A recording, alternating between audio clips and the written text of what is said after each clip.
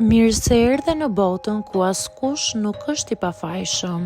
Sekrete shqiptare, vendi ku rrëfimet më të thella, më të ndaluara dhe më të pathëna të shqiptarëve marrin zë.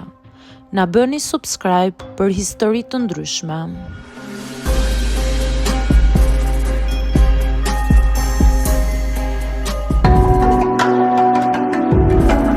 Nusja e vllait më kërkoi të mos shkoja në dasëm. Tani e kuptoj arsyen pse. Nuk e di pse, por gjithmonë kam menduar se tradhtia më e madhe vjen nga të huajt. Por jeta më kujtoi se plagët më të thella i sillin njerëzit që janë më afër teje. Unë quhem Valbona, jam 32 vjeçe. Jam rritur me një vëlla më të voglin, Arbrin, që e kam dashur si sytë e ballit. Më dukej gjithmonë si fëmijë edhe kur u bë burr. E ndihmoja me studime, në punë, në çdo vendim të jetës. Për mua, ai ishte gjysma ime. Dhe pikërisht për këtë arsye, atë ditë kur nusja e tij, Arlinda, më shkroi një mesazh të gjatë duke më lutur mos hajde në dasëm, sepse më vë në siklet.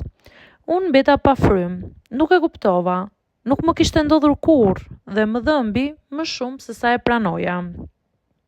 Nuk i thash asgjë Arbrit, nuk doja t'i prisha ditën e dasmës, nuk doja të dukesha si motra xheloze dhe problematike.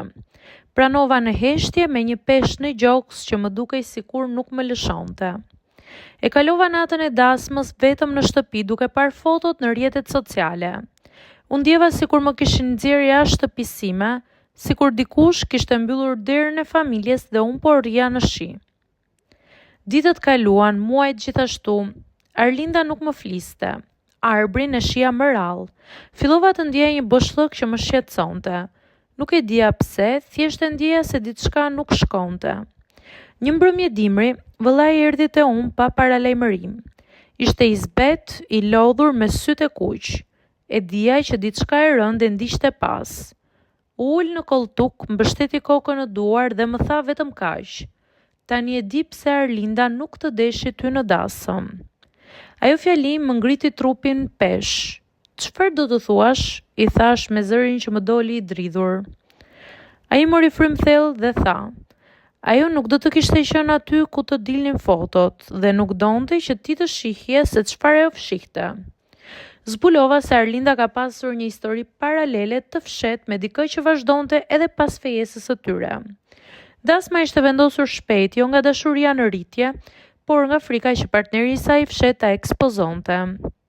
Dhe unë nuk duhej të isha aty sepse jam e vetmja që nuk e kam frikë të them të vërtetën. Ajo e dinte këtë gjë, e lexonte në fytyrën time. Ndërkohë, Arbri gjithsesi e ka zbuluar të vërtetën. Për muaj me radhë kishte jetuar në një martesë boshe, të ngritur mbi sekretet e saj.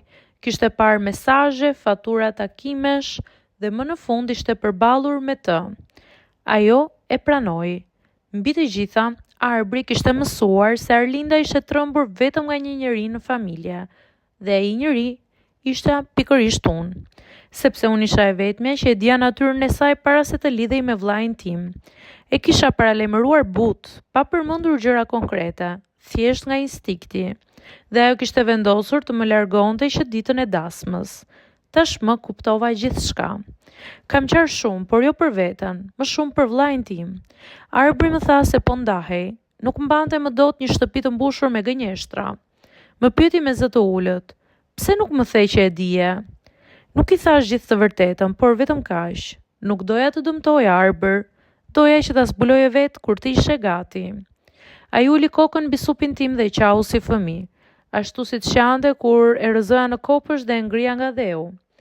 Në atë moment më duk sikur po e merja vllain tim mbrapsht, të vërtetin, të thjeshtin dhe të butin. Për herë të parë, pas shumë vitesh, më duk sikur dikush më hapi prap derën e familjes. Sot nuk më vret më që nuk kam qenë në dasëm. Ndoshta ishte shpëtimi im ajo, shmangja një skene ku do të më duhej të buzëqeshja, duke ditur çfarë fshihej pas fustanit të bardhë. Sot Arbri është duke rindërtuar jetën e tij. Unë jam pranë tij, jo si motër që u përjashtua nga dasma, por si një motër që nuk u përjashtua kurrë nga e vërteta. Dhe kjo vlen më shumë se çdo lloj ftese.